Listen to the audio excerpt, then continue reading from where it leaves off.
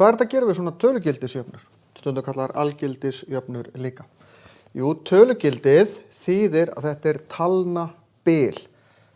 Getur verið plústala, getur verið mínustala. Þannig að ég þarf, þegar ég lesi þetta, að leysa í raun tvær ólíkar jöfnur. Það er að segja að tölugildið sé plústala, þá setja ég tölugildið í sviga, er jafnt og 5, svíinn má fara því hann þjónar einhvern tilgangi, x plus 3 er jafnt og 5, svo ger ég bara mínus 3 báðum megin, dettur út hérna megin, x er jafnt og 2. Þetta er niðurstaða. En af því þetta er tölugildi, þá getur þetta verið líka svíinn x plus 3 í mínus er jafnt og 5. Þetta er alveg eins, nema það er plus öðrum megin mínus hinum megin. Því að tölugildið segir mér, þetta getur verið annað hvort, ég veit ekki hvort. Hérna verði ég að breyta formerkjum, síðan ger ég plus 3, báðum megin til þess að þetta falla út, mínus x er jafnt og 8.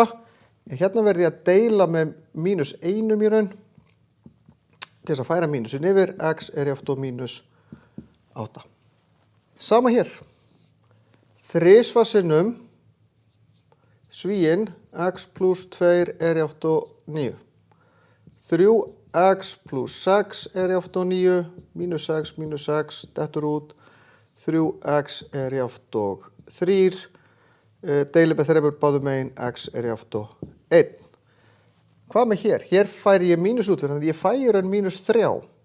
Svíinn x plus 2 er jafnt og 9, því að mínus sinnum 3 verður alltaf mínus 3. Þannig ég fæ mínus 3x, mínus 6 er jafnt og 9, plus 6, báðum megin, þetta dettur út, mínus 3x er jafnt og 15. Nú deili ég með mínus 3 og þá losna ég bæði við þristin og mínusinn bæði í einu. X er jafnt og mínus 5. Fæ alltaf 2 svör sem ég þarf að sýna bæði.